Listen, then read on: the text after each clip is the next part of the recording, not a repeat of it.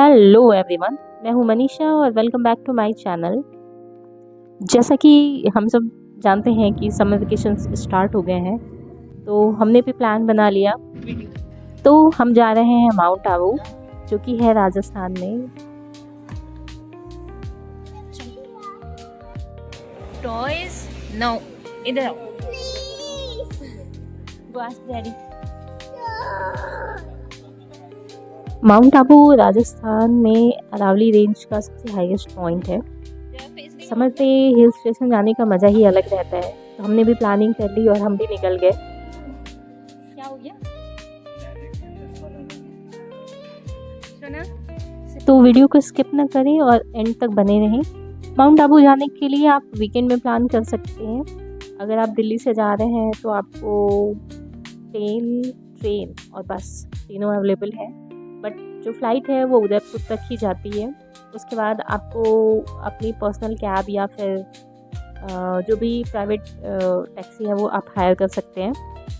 मैंने फ़्लाइट की टिकट उदयपुर तक की कराई थी। उसके बाद फिर हमने अपनी पर्सनल कैब करी थी, जिसके थ्रू हम वहाँ पहुँचे थे। माउंट आबू पहुँचने में हमें पूरा 9 घंटा लगा था, पर अगर आप ट्रेन से जाते हो तो ओवरनाइट जर्नी करके आप 12 घंटे में वहाँ पहुँच सकते हो, क्योंकि ट्रेन जो है वो आपको आबू रोड पे ही छोड़ेगी और वहाँ से आप टैक्सी करके आराम से पहुँच सकते हो।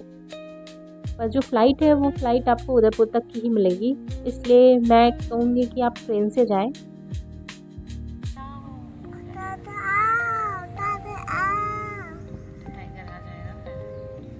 टाइगर आ गया तो फिर आप क्या करोगे? फिर भागो भागो कहना पड़ेगा आपको। ठीक है, तो आपको तो आता है बोलने भागो, आप तो बहुत अच्छे से बोल लेते हो, भाग जाना है बोल के। ठीक है, ठीक है। टाइगर आ जाएगा तो क्या ही, सब भागेंगे।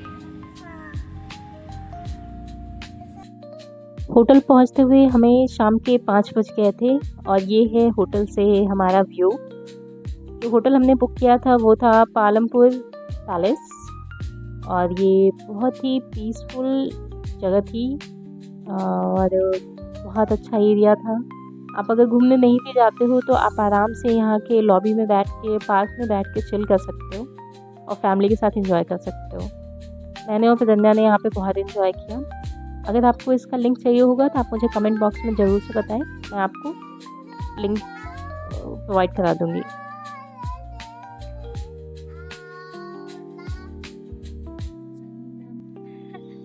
आज है डे 1 और मैं और प्रदन्या निकल गए हैं आज यहाँ की लोकल को एक्सप्लोर करने। तो सबसे पहले हम जहाँ जा रहे हैं वो है गवर्नमेंट म्यूज़ियम, जिसकी फ़ीस आपको पड़ेगी लगभग 10 या 20 रुपए ईच। और आप आराम से यहाँ पे जो भी हमारी हिस्टोरिकल चीज़ें हैं उसको आप एक्सप्लोर कर सकते हो। आप आराम से यहाँ 1 घंटा बिता सकते हो।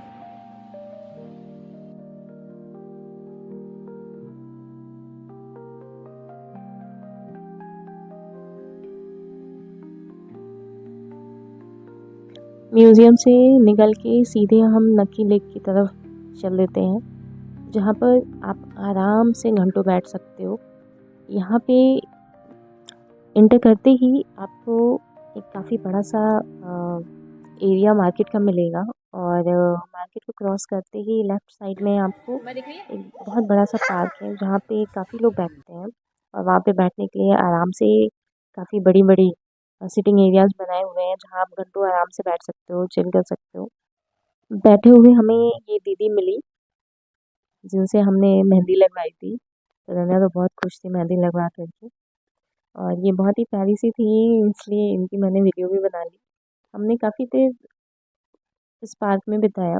उसके बाद हमने बोटिंग करी, देन हमने कुछ और भी एक्टिविटी करी यहाँ पे। बिंदी नहीं है, मेहंदी है। मेहंदी मेहंदी नाइस। और ये मम्मा का है। टड़ा टड़ा। नेक्स्ट डे हमने शाम की प्लानिंग करी सनसेट देखने की, तो हम निकल गए सनसेट पॉइंट या सुसाइड पॉइंट भी बोल सकते हैं उसको देखने। यहाँ हमने स्कूटी हायर करी थी। माउंट आबू जो एरिया है वो काफ़ी छोटा एरिया है, तो यहाँ पे आपको फोर व्हीलर या ऑटो वगैरह मिलती नहीं है जल्दी। तो यहाँ पे सबसे अच्छा ऑप्शन है कि आप स्कूटी हायर कर लें और उसी से ट्रैवल करें, और ये रिजनेबल भी है। और स्कूटी हायर करने के लिए आपको वहाँ आसपास काफ़ी सारे शॉप मिल जाएंगे। ये हम पहुँच गए थे सनसेट पॉइंट पे। ये वहाँ का सबसे हाईएस्ट पॉइंट था सनसेट देखने के लिए, पर अनफॉर्चुनेटली वहाँ पे बादल आ गए थे और सनसेट हम देख नहीं पाए। बट वहाँ से व्यू काफ़ी अच्छा था। हमें काफ़ी वेट करना पड़ा, लोगों के आने का। ये बहुत क्राउडेड प्लेस था। फिर सबके जाने के बाद फिर हमने ये वीडियो शूट करी। सनसेट पॉइंट से नीचे उतर के आपको एक छोटा सा मार्केट एरिया दिखेगा, जहाँ पे एक छोटा सा पार्क है। ये भी काफ़ी क्राउडेड था। यहाँ पे आपको कुछ एक्टिविटीज़ मिल जाएंगी, बच्चों को खेलने के लिए आपको ट्रैम्पोलिन वगैरह लगे हुए मिल जाएंगे। और यहाँ का जो मार्केट है ये भी आपको एक्सप्लोर करना हो तो आप कर सकते हैं, क्योंकि मार्केट भी काफ़ी अच्छा था। काफ़ी रिजनेबल प्राइस थे यहाँ पे।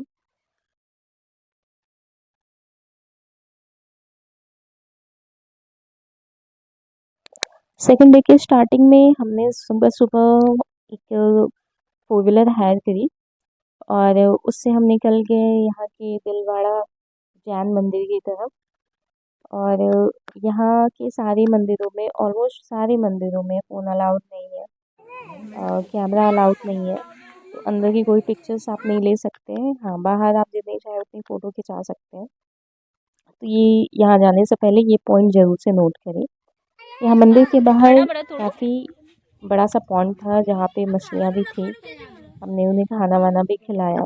देखो नीचे और आएंगे। वापस मंदिर से निकल कर के आपको एक छोटा सा मार्केट दिखेगा, जहाँ पे अगर आप कुछ खरीदना चाहते हैं, यहाँ पे हर तरह की चीज़ें मिल जाएंगी आपको, जैसे कुछ शोपीस, ज्वेलरीज और सब बहुत सारी चीज़ें। तो आप बाय कर सकते हो, शॉपिंग कर सकते हो।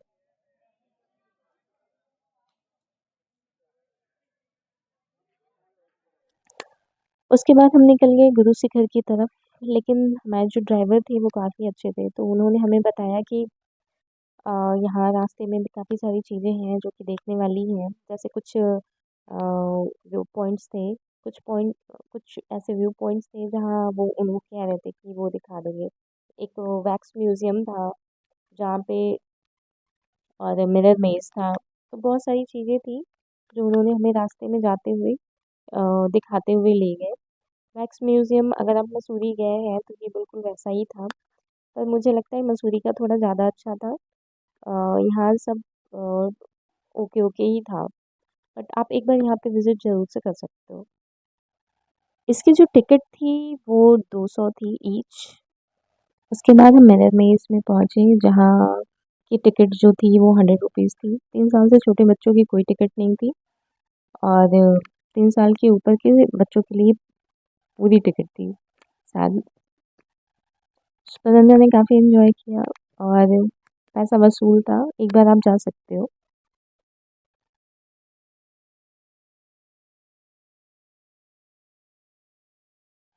आगे बढ़ के हम पहुंच जाते हैं गुरु शिखर की तरफ।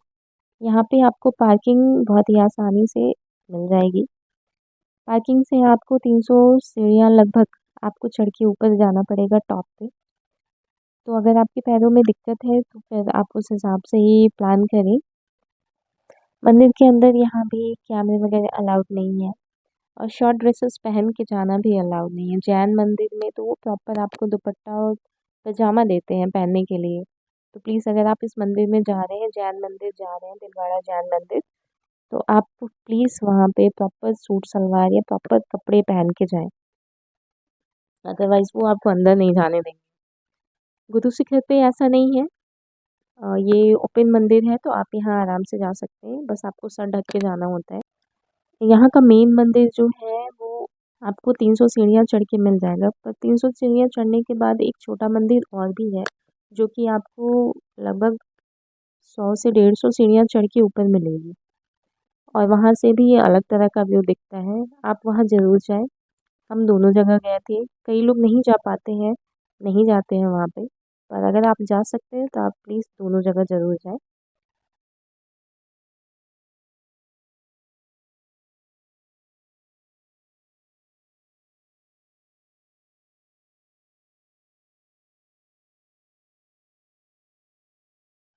गुरु शिखर से निकल के हम अपने आखिरी स्टॉप पे आ जाते हैं, जो कि था सुसाइड पॉइंट। यहाँ से भी सनसेट व्यू काफ़ी अच्छा था।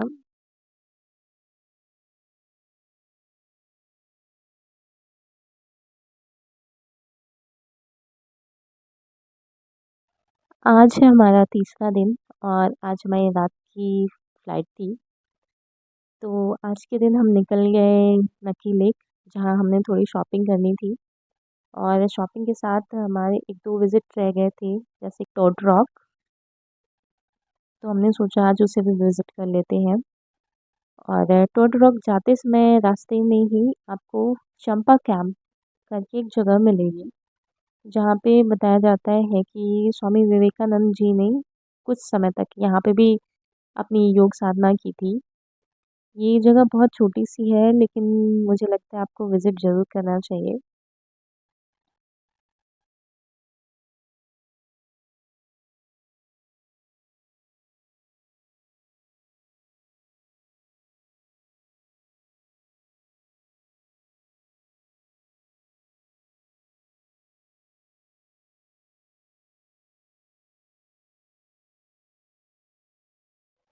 यहाँ से निकल कर के हम पहुँच गए टोड रॉक।